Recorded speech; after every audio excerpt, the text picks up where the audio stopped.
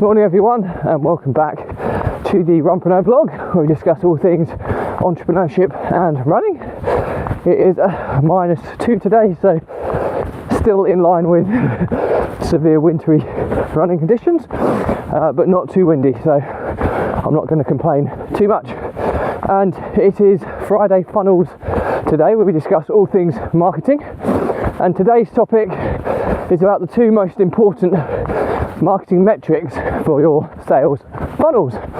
So as always, if you like this video, please give it a like and a subscribe, and let's get started.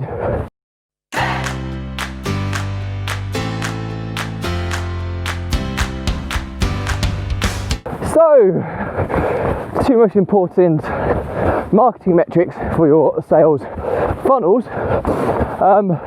Firstly, a bit of a disclaimer, I'm not a marketing expert. I do understand a lot and I'm learning every day, and I'm giving you more information about my marketing activities every day, but I wouldn't classify myself as a marketing expert. But I do follow people like Brunsons of this world quite aggressively, which would probably be the right word, because I listen to all this stuff, and I've learnt a huge amount from it, and I can put my little bit of my opinion on things, all things marketing, and hopefully give you some data that supports it, that can hopefully help you on your journeys. So I think one thing's always to say, when you follow someone who is at the top of their game in a certain industry, sometimes it can be difficult for you to resonate with them because they're so far ahead. Whereas if you speak or listen to people that are maybe just a little bit further ahead, they can often be talking about things that are more relevant to where you're at your stage of your journey. So that's why I like to talk about these things. So the two most important marketing metrics to your sales funnels. First and foremost, what are they? Well, they are CPA, which stands for cost per action. People also generally refer to it as cost per acquisition. And the second one is average cart value. Now this is very linked to sales funnels, and you'll understand why, but basically one of the things that I struggled with more than any when I started getting into marketing was trying to understand what all the different acronyms meant. There's loads of them.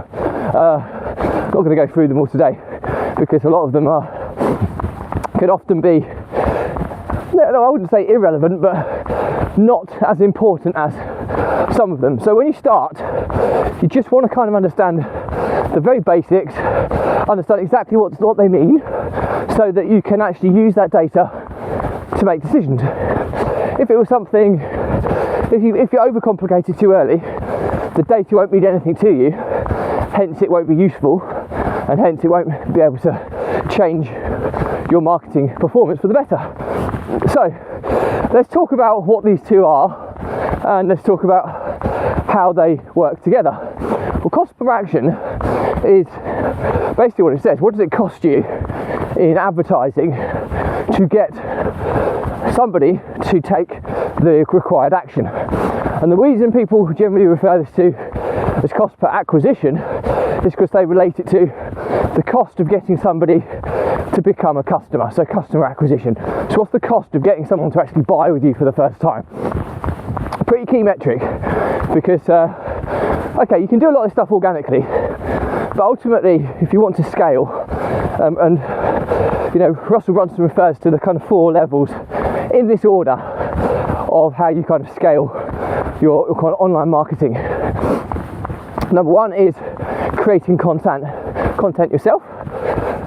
Pretty obvious. Do it consistently and keep it going, because you'll drag more and more people into your world on an ongoing basis, and every piece of content, depending on which platform, it can almost act as an evergreen webinar. It's always out there, and you will get people that stumble across it in various formats years down the line, especially on YouTube, which is more of a search engine than a social media platform.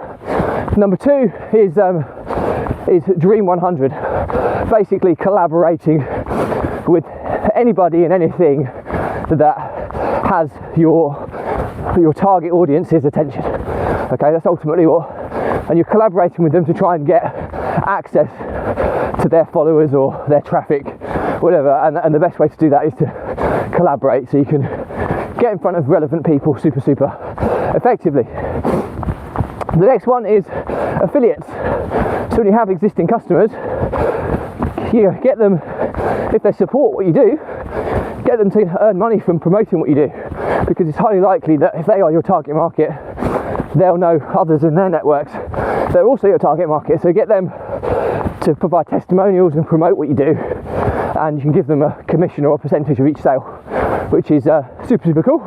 And the last one is paid traffic, so paid advertising ultimately, and this is predominantly what this one links to.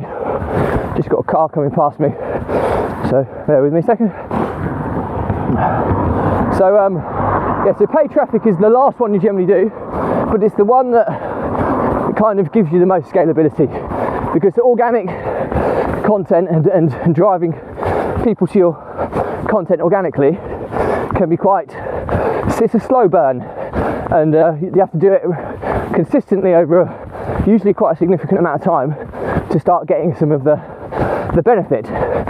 So but once you've got something, you've tested the waters with your organic traffic, and you know that this does convert, we're happy with the conversions, then you start putting some money behind it. Or what a lot of people do is they put a relatively small advertising budget against the new sales funnel to test it, and the whole aim is for them to get it to break even. The sooner you can get a sales funnel to break even, the sooner you can monetize it, and that's the kind of name of the game.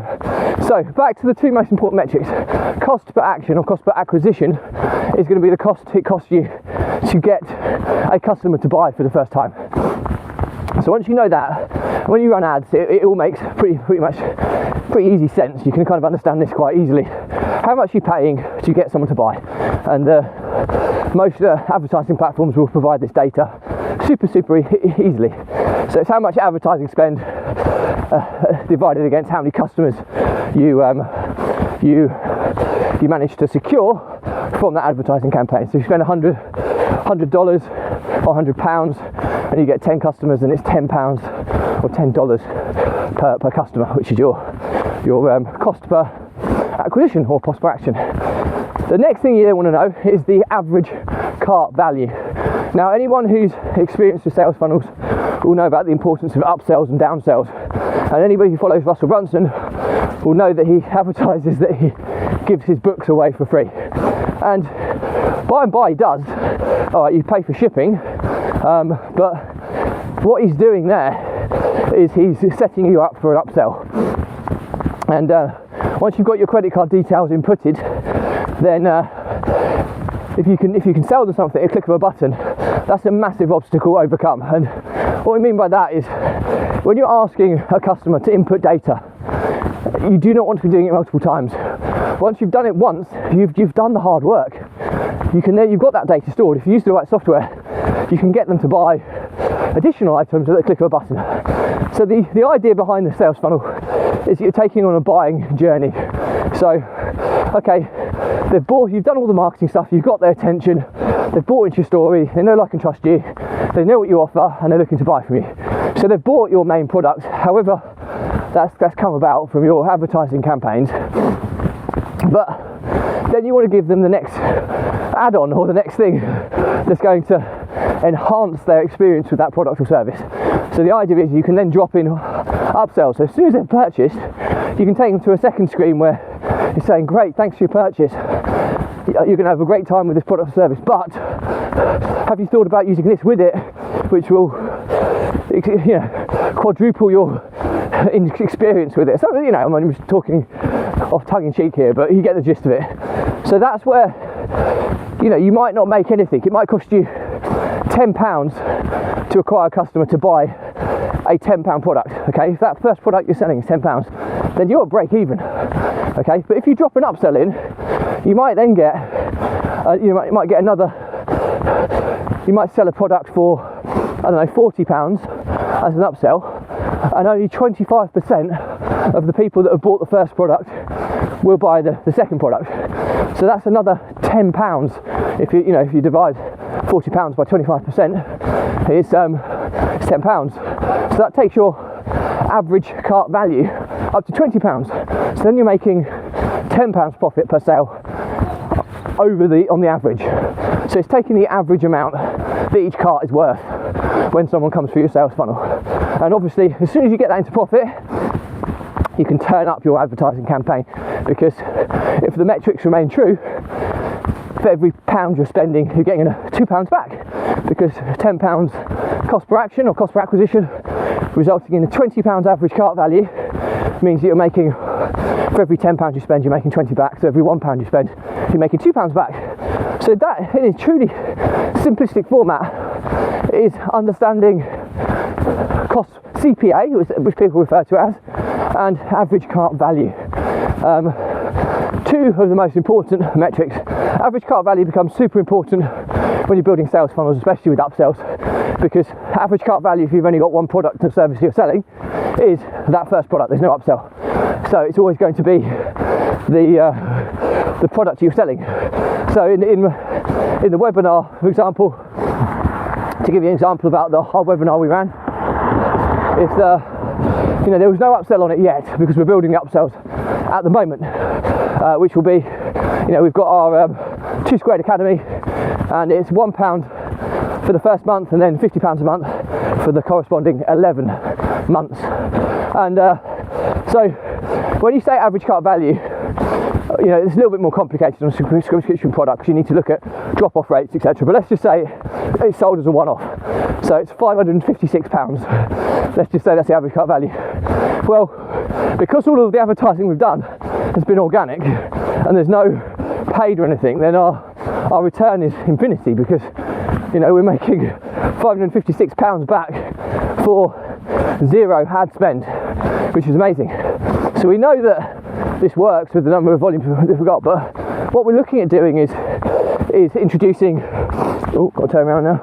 introducing an accelerator program, because it's a year-long project, program, modules released every week, that we might charge £1,000 and they can access the same content over 3 months maybe.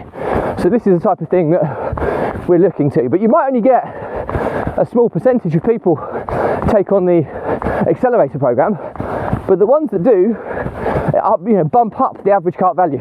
So the average cart value at the moment is £556. If only, if it's double that, for example, for the accelerator, but only 50% of people, well, I'll take 50% as an upsell. It's an amazing conversion rate.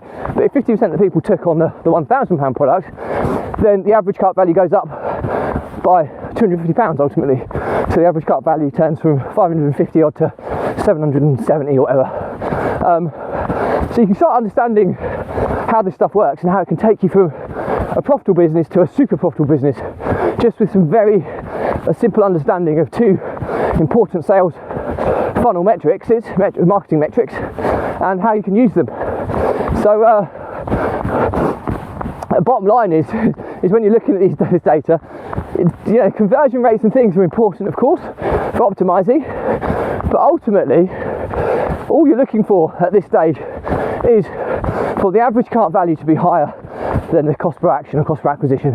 If you've achieved that, you have a profitable sales funnel, and you can technically turn up your ad spend and you'll make more and more profit, because as long as the metrics remain consistent, you're making profit. And that's as simple as that. People talk about conversion rates for opt-in pages, for landing page, for abandoned carts, all this stuff.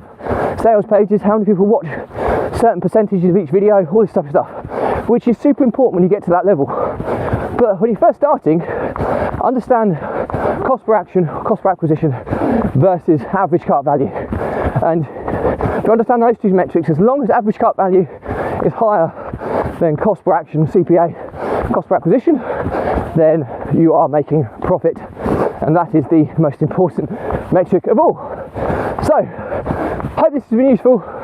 Just to summarise,